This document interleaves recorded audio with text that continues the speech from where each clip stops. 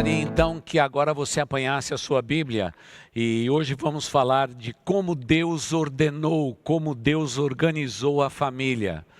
E eu gostaria que nós pudéssemos voltar para o texto de Efésios, capítulo 5, os versículos de 22 até 33, e depois deixe a sua Bíblia aberta, porque vamos falar a respeito de filhos, através de pais, e aí adentramos ao capítulo 6, os versículos de 1 até 4. Assim Deus ordenou a família. É interessante percebermos, querida igreja, queridos irmãos, de que a instituição família é ideia de Deus, foi plano de Deus. Deus começou algo novo sobre a face da terra, unindo Adão e Eva, permitindo que eles pudessem ser fecundos, abençoar a terra e se multiplicar sobre a face da terra. Hoje já estamos chegando a uma conta bilionésima de tantas pessoas que habitam sobre a face da terra. Mas não há nada mais precioso, mais grandioso do que a família. A família é o segredo de todas as coisas. É o lugar para onde a gente volta. É o lugar do nosso aconchego. É o lugar do nosso descanso. É o lugar onde nós vivemos os melhores dias da nossa vida. É dentro da família. E se porventura o seu lar não está vivendo vidas, um tempo agradável, abençoado, se há lutas em sua casa, vamos corrigir rotas. Vamos falar hoje para as esposas, para os maridos, para os cônjuges, vamos falar para os pais, vamos falar para os filhos, e é extenso o texto, mas eu vou poder simplificar o mais rápido possível para que haja edificação no seu coração. E como não podia deixar de ser, vamos começar por vocês mulheres. Vamos falar a respeito de um assunto que vocês estão sempre torcendo o nariz. Você já sabe o que nós vamos falar. Nós vamos falar sobre a submissão da mulher. E vamos começar então, e eu vou lendo parte do texto e vocês vão me acompanhando. Mantenha a Bíblia aberta. Vamos começar agora em Efésios capítulo 5. Os versículos de 22 em diante, mas deixe a sua Bíblia aberta para que a gente possa conferir com a Bíblia aquilo que está sendo pregado. Então, em primeiro lugar, meninas, sim, vocês meninas, atenção mulheres, assim Deus ordenou a família. Então marque aí o primeiro ponto. Em primeiro lugar, atenção mulheres, assim Deus ordenou a família. Mulheres, sujeitem-se a seus maridos como ao Senhor, pois o marido é o cabeça da mulher, como também Cristo é o cabeça da igreja, que é o seu corpo, do qual ele é o Salvador. Assim como a igreja está sujeita a Cristo, também as mulheres estejam sujeitas em tudo aos seus maridos. Então até aí, tá bom? Eu quero fazer um pedido para vocês meninas, para que vocês sejam mulheres submissas e agradáveis. Esse é o apelo que eu quero começar fazendo. Primeiro vamos desmistificar esta ideia de que a mulher tem que ser submissa ao homem, escrava do homem, o homem é o grande general, a mulher bate continência e ela está submissa ao marido. Não, não é nada disso. A palavra submissão, meninas, significa algo muito precioso para a sua vida. Significa cobertura espiritual. Toda mulher, ela é realmente delicada, ela precisa ser cuidada pelo seu marido. A palavra submissão significa estar debaixo de. É como se Deus abrisse um guarda-chuva. E eu sei que você vai dizer, lá vem o pastor de novo com um guarda-chuva. Volto aqui de novo. Eu já estou há mais ou menos uns 26 anos aqui nesse lugar, todo mês de maio dizendo a mesma coisa a vocês. E talvez algumas de vocês assim, mas pastor, de novo, repetindo. Quando vocês aprenderem, eu deixo de repetir. Mas até lá, pode ter certeza que nós vamos continuar insistindo. Eu não encontro nenhuma mulher no mundo que tenha problema de ser submissa ao seu marido, desde que ele possa ser. E daqui a pouquinho, um pouco mais à frente, já vamos dar uma olhada para esse marmanjo que vive do seu lado aí. ele precisa ser realmente um líder espiritual, alguém amoroso. Eu não tenho nenhum problema de ver uma mulher ser submissa a um homem que é realmente um líder espiritual e amoroso. Mas a mulher, ela honra o marido com a sua submissão. E o princípio é muito simples de entender. O homem foi criado em primeiro lugar e depois vem a mulher. É uma questão de ordenar. E vocês são muito espertas. O pastor tem ensinado ao longo dos anos que vocês conseguem ao mesmo tempo, de uma maneira que a gente não sabe explicar, meninas, vocês usam os dois lados do cérebro simultaneamente. Quem é que pode segurar uma mulher? Não tem como, não é? Nós homens usamos o lado do cérebro de cada vez.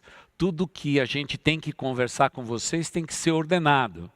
Você quer ver um momento difícil para a vida do seu esposo? É quando você diz assim, nós precisamos conversar a respeito do nosso relacionamento. Ele fica apavorado. E por que ele fica apavorado? É claro, é muito fácil de entender. Porque o homem, ele gosta de abrir, como dizem os estudiosos, pequenas gavetas.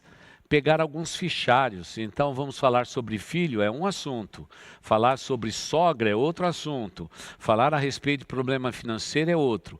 A mulher é o único ser na face da terra que consegue fazer tudo isso ao mesmo tempo. E como eu gosto de ensinar, vocês conseguem fazer tudo ao mesmo tempo, não é? Eu brinco que vocês falam ao telefone, dá uma olhada na gravata do marido, veste o filho, coloca o leite para ferver e não derrama ainda. Eu estou não no micro-ondas, mas eu estou ainda lá no fogão. Vocês fazem tudo isso ao mesmo tempo. Se fosse dado isso para nós, seria muito difícil fazermos, porque aprendemos da nossa maneira racional de ser, a fazer uma coisa de cada vez. Vocês são as únicas no mundo que conseguem fazer todas as coisas ao mesmo tempo. Por isso, minha irmã, Deus colocou algumas retrancas para segurar a mulher, porque senão ela não tem como ser segura. Por isso, ela diz, seja protegida por um marido, e você haverá de honrá-lo através da sua submissão e da simpatia, da beleza, do carinho, da afetuosidade que você tem, mulher. Porque tem muita mulher hoje que é muito brava mesmo. A gente vê até pelos pedidos de oração. O pobre do marido está sempre dizendo assim, pastor, ora por mim porque minha esposa está muito brava. Quando eles dizem muito brava, eu já sei a extensão disso tudo. É muito brava mesmo. Por isso, menina, você precisa aprender a entrar debaixo do guarda-chuva. Deixe seu marido liderar. Hoje, os maridos precisam liderar. Os homens estão colocando cada vez mais, mulheres, o pé para trás, deixando com que vocês liderem o tempo todo. E vocês estão agora já infartando, morrendo do coração, porque vocês estão segurando tudo isso nas suas mãos. Deus protegeu vocês quando Ele disse, de uma maneira muito pessoal, seja submissa. Deixe o seu marido segurar o guarda-chuva, esteja debaixo da autoridade do seu marido, isso vai fazer bem a você, você vai se sentir segura e completa. Mas talvez alguma mulher diga assim, pastor, o senhor não conhece meu marido é tão devagar, pastor, o meu marido é tão lento, que eu não sei o que eu faço com esse homem. Olha, não venha reclamar para mim, porque quem escolheu ele não fui eu. Quem escolheu ele para você, bom, você já sabe quem foi que escolheu, foi você mesma, tá bom? Então agora não venha querer com essa história dizer assim, eu vou devolver. Não, não tem devolução, não tem devolução. Nós precisamos trabalhar juntos para que possamos vencer. E daqui a pouquinho vamos falar sobre o marido. Mas por favor, minha irmã querida, abrace o princípio da submissão, mas seja também carinhosa, amorosa, por favor, faça isso. Você não sabe o quanto que o seu marido é movido pela expressão carinho e amor. Agora, claro, ele não é o general, ele não é o dominador. Se ele for, ele já perdeu o lar, porque esta não é a submissão bíblica. Portanto, atenção, mulheres, cuide muito bem daquele homem tão especial que Deus colocou ao seu lado, para vocês dois viverem o mistério da vida na formação de um lar. Aproveite isso, apanhe o guarda-chuva, deixe ele segurar na mão aquele guarda-chuva bonito, entre debaixo, não tenha medo disso, obedeça a palavra de Deus e seja abençoada por Deus. Agora, por favor, maridos, não estejam tirando vantagem da palavra e dizendo, continua falando, pastor, é assim mesmo, a minha esposa aqui em casa tem que ser submissa, pastor, ninguém consegue segurar essa mulher, ela tem cada ideia, pastor, e a gente tem que obedecer todo mundo aqui em casa.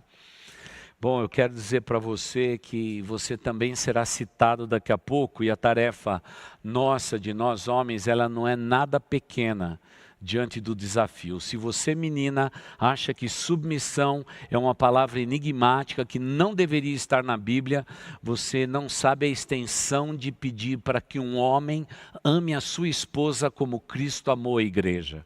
Esse é um grande desafio. Quando a gente lê um pouquinho mais à frente, agora chegamos ao texto dos maridos. Veja só como Deus ordenou a família. Maridos, amem suas mulheres, assim como Cristo amou a igreja e entregou-se a si mesmo por ela, para santificá-la, tendo purificada pelo lavar da água mediante a palavra, e apresentá-la a si mesma como igreja gloriosa, sem mancha, sem ruga ou coisa semelhante, mas santa e inculpável. Da mesma forma, os maridos devem amar suas mulheres como os seus próprios corpos. Quem ama sua mulher, ama a si mesmo. Além do mais, ninguém jamais odiou o seu próprio corpo. Antes o alimenta e dele cuida, como também Cristo faz com a igreja, pois somos membros do seu corpo. Amém. Então vamos lá, atenção maridos, atenção, atenção, atenção. Vocês estão sendo chamados agora para amar as suas mulheres. A minha pergunta é se você ama essa mulher abençoada que Deus colocou do seu lado. Amor verdadeiro, amor não fingido. Porque se você ama esta mulher como Cristo ama a igreja e se entregou por ela, e você deve se dedicar à sua esposa, eu tenho certeza que ela não terá nenhum problema com a palavra submissão. Claro, ela tem um marido amoroso do lado dela. E quando se tem alguém amoroso do nosso lado, a gente não tem problema com a palavra submissão. Agora, o que está acontecendo nos dias de hoje é que o homem está deixando de ocupar o seu lugar. Os homens estão muito folgados, eles estão terceirizando tudo. Eles estão deixando a mulher cuidar das crianças, cuidar da casa, não ajudam em nada. Agora também estão terceirizando as finanças para elas cuidarem das finanças. Agora na hora de resolver problemas na escola, resolver problema de comportamento de filho, vai você resolver. O homem cada vez mais está dando um passo para trás, um passo para trás, um passo para trás, um passo para trás. E pior de tudo é que as mulheres estão tomando conta do pedaço. E o resultado tem sido desastroso, porque toda mulher quer ter um homem que seja um líder espiritual e seja romântico. É o que eu posso entender. Esse amor aqui velado entre Cristo e a igreja é uma palavra de romantismo. E é isso que nutre um lar. E tem muitos maridos que infelizmente deixou o romantismo para algum canto daquele período ainda do namoro. Você está errado, meu irmão. Você tem que ser alguém romântico, alguém preocupado com a sua esposa. Como eu digo desse púlpito há tantos anos, uma mulher tem que ser conquistada todos os dias. Você já conquistou a sua esposa hoje? Então você vai ter agora o período da noite, tá bom? Você tem algumas horas aí para correr atrás disso. Você precisa conquistá-la, e um marido só conquista uma mulher através do romantismo. O romantismo não pode ser jogado na lata do lixo, tem que ser valorizado no relacionamento, porque a palavra aqui é que o noivo ama a noiva ama o noivo, e eles trocam palavras de carinho e de romance. Assim Deus ordenou a família, colocando o homem no lugar de romantismo, o guardião do romantismo. Por favor, faça isso. E eu sei que o tempo é de quarentena, é um tempo de isolamento social, e agora é que o marido está sendo testado, o romantismo do marido, a submissão da mulher está sendo testado agora, porque vocês estão aí 24 horas por dia juntos aí. Não é nada fácil, não é? Esse é um bom teste que Deus submeteu à humanidade. Agora vamos ver o seu casamento, se é um casamento bom mesmo. Mas por favor, marido, não se esqueça do romantismo. Em segundo lugar, tua esposa está esperando um líder espiritual. Como é importante que cada um de vocês, homens, que nós ocupemos o nosso lugar. A liderança espiritual do lar cabe ao homem. Nós temos que liderar espiritualmente. E pelo que a gente pode perceber, os homens estão deixando a sua responsabilidade de lado. Temos que ser as pessoas que leem a Bíblia, que orem com os nossos filhos, que não deixem a lâmpada do Senhor apagar através da oração e do testemunho verdadeiro. Nós não podemos terceirizar isto, temos que ocupar o nosso lugar, o lugar de primazia que Deus deu quando Ele ordenou a família. Ele diz, mulheres, sejam submissas, sejam amorosas, maridos, ocupe a liderança espiritual que estou dando a vocês. Vocês foram criados em primeiro lugar, mas que seja você um sacerdote dentro do lar. Porque nos dias atuais nós estamos vendo claro e objetivamente que os homens estão simplesmente se apagando. Naturalmente, falamos nos últimos anos a respeito do empoderamento da mulher. Sabemos sim, querido irmão, que a mídia principalmente está colocando o homem numa condição subalterna. As piadas feitas nas novelas é contra a inteligência do homem. Tudo que se faz na sociedade é para dizer que o homem é atrapalhado, que ele não serve, que ele não funciona, que ele não cumpre os seus deveres, e tudo isso é um erro que a sociedade tem feito. Segundo a palavra de Deus, palavra essa que amamos, Deus deu um lugar de liderança espiritual para você, meu irmão. Ocupe esse lugar, mas faça isso com romantismo. E não perca o romantismo porque ele nutre, ele é como um óleo derramado na engrenagem do relacionamento, para que aquilo fique algo muito gostoso. Olhe para esta mulher que Deus te deu, olhe bem agora para os olhos dela. E nesse olhar eu espero que você esteja trocando com ela a seguinte fala subliminar: eu amo você. Me perdoa se eu tenho errado, eu quero ser um líder espiritual, eu quero ter o romantismo.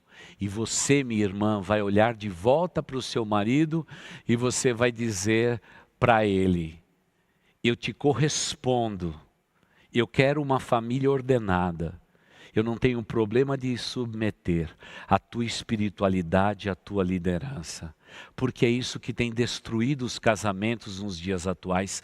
Infelizmente é isso, porque foi assim que Deus ordenou a família. Olha o que ele fala a respeito dos cônjuges na palavra. Por essa razão, o homem deixará pai e mãe e se unirá à sua mulher, e os dois serão ou tornar-se-ão uma só carne. Este é um mistério profundo, diz o apóstolo Paulo. Refiram-me, porém, a Cristo e à igreja. Portanto, cada um de vocês também ame sua mulher como a si mesmo, e a mulher trate o marido com todo respeito. Então agora é o seguinte, atenção cônjuges, Deus está dizendo a vocês, nunca se esqueçam que um dia vocês deixaram pai e mãe e se uniram fisicamente, espiritualmente, emocionalmente e formaram uma nova unidade familiar. Vocês fizeram isso baseado no respeito mútuo e no amor que vocês sentem um pelo outro. Por favor, é assim que os cônjuges têm que viver em unidade. Podemos ser pessoas diferentes, com temperamentos diferentes, mas no que diz respeito ao amor que nos une, estamos unidos na pessoa bendita de Cristo Jesus. Ele tem que ser o denominador comum das nossas vidas.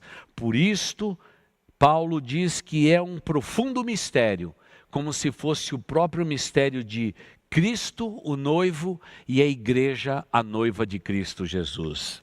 E aí acrescenta ainda: portanto, cada um de vocês também amem a sua mulher como a si mesmo, e a mulher trate o marido com todo o respeito.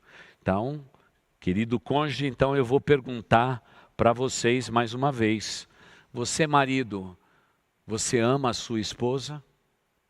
Ama mesmo com amor altruísta de se entregar por ela?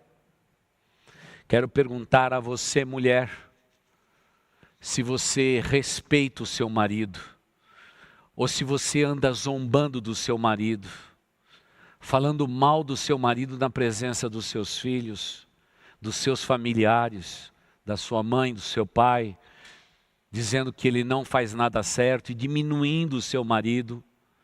Há deveres para os cônjuges e o dever é deixar.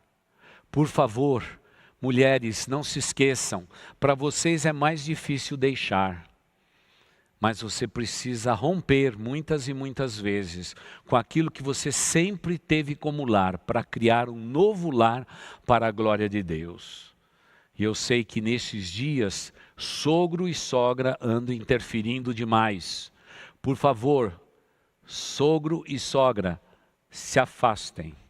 Um novo lar já começou faz tempo e vocês ainda não se aperceberam disto. Que não haja interferência da parte de você. Você, que eu sei que é pai dessa moça bonita que se casou com esse rapaz. E para você, mamãe, que deu o seu filho para se casar com esta jovem. Nós temos que permitir que os nossos filhos criem a sua identidade, a sua própria família, sem interferência. Mas, por favor, queridos cônjuges, no deixar a cada dia, lembre-se que foi assim que Deus ordenou a família. Mas, pastor, eu não concordo com esse princípio. Eu vou fazer do meu jeito. Queridos, o mundo está fazendo do seu jeito há milhares de anos e não tem funcionado, porque o lar que funciona verdadeiramente é o lar como Deus ordenou, como Ele organizou o lar. A liderança do marido, a submissão da mulher, o amor incontido do marido, as palavras liderança, romantismo. Por outro lado, a consciência que formamos, deixamos um lar e formamos uma nova unidade familiar. Isso não significa que nós vamos aborrecer o sogro, a sogra, de maneira nenhuma. Vamos amá-los. Afinal, eles são bênçãos na nossa vida. Mas temos que ver esta unidade criada. E aí vem a grande ideia de todos os casais: vamos ter filhos. E aí aquilo que o pastor tem ensinado, os irmãos se lembram de tantos anos atrás, quando o pastor Davi Merck esteve aqui, e ele conhece muito do assunto, tem sido a matéria principal dele, e ele nos ensinou claramente que tem casais que não estão preparados para ter filhos, mas dizem assim: nós não estamos vivendo bem, então vamos ter uma ideia maravilhosa. Vamos gerar uma vida para ver se as nossas vidas melhoram. Então deixa eu dizer uma coisa para vocês, casais. O casamento não é um lugar que Deus planejou para melhorar a gente. Ainda que a gente melhore bastante depois do casamento. Eu acredito de coração que os jovens deveriam estar mais preparados para se casarem. Existe muita paixão e pouco amor quando as pessoas estão se unindo. E isso tem sido trágico para a instituição maravilhosa que Deus criou e ordenou, a família, infelizmente. Porque o que tem acontecido nos dias atuais é que existe pouco amor. As pessoas vão se casar para se preparar. E casamento não é um bom lugar para a gente juntar histórias, porque às vezes as histórias são difíceis, complexas. E quando tudo está indo mal, aí você decide criar uma nova vida para colocar no meio. E o pastor Davi Merck diz, no meio de um homem e de uma mulher, a gente vai colocando os filhos. Quanto mais filhos tivermos, mais afastados estaremos. Acredito de todo o coração que para se ter um filho hoje, criá-lo segundo a palavra de Deus, vocês pais devem estar preparados para esse momento. Não pode simplesmente você dizer, vamos ver se um filho melhora a nossa relação. Nós temos que estar completamente prontos para gerar uma nova vida e estarmos cuidando muito bem da vida que Deus vai nos permitir ter através da concepção, através da criação. E aquele momento é um dos momentos mais profundos da humanidade, porque o Deus Criador permitiu que no ventre de uma mulher um ser pudesse ser criado para a glória de Deus. Tudo é para a glória do nosso Deus. Por esta razão, o texto bíblico vai nos ensinar a respeito disto. E quando a gente chega no capítulo de número 6, a gente fica assombrado com isso tudo. Porque diz lá, filhos, obedeçam seus pais no Senhor, porque isto é justo, por isso é justo. Honra teu pai e tua mãe, este é o primeiro mandamento com promessa, para que tudo te corra bem e tenhas longa vida sobre a face da terra.